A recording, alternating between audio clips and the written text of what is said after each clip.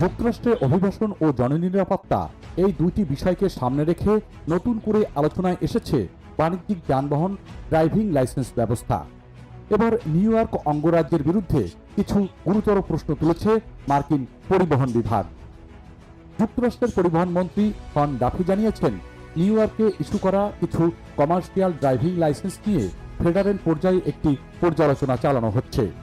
এই আলোচনার মূল উদ্দেশ্য হল চালকদের যোগ্যতা, বৈধতা এবং নিরাপত্তার মান ঠিকভাবে অনুসরণ করা হচ্ছে কিনা তা নিশ্চিত করা।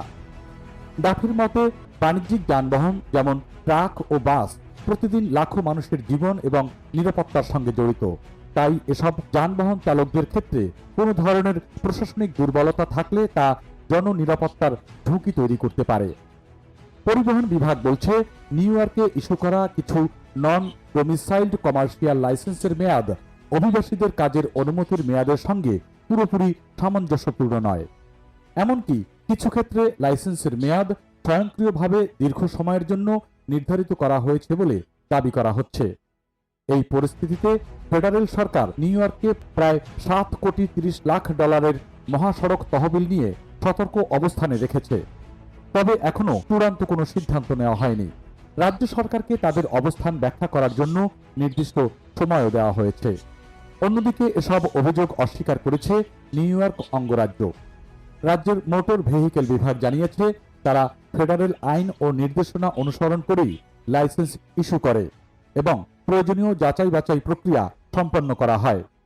এই পর্যালোচনা শুরু হওয়ার পেছনে একটি সড়ক দুর্ঘটনার কথাও উল্লেখ করা হয়েছে, যেখানে চালকের বৈধতা নিয়ে প্রশ্ন উঠেছে। যদিও সংশ্লিষ্ট নিয়মগুলো বহু বছর ধরে যুক্তরাষ্ট্রে কার্যকর রয়েছে, তবুও সাম্প্রতিক ঘটনাগুলো নতুন করে বিষয়টি আলোচনায় এনেছে পরিবহন বিভাগ।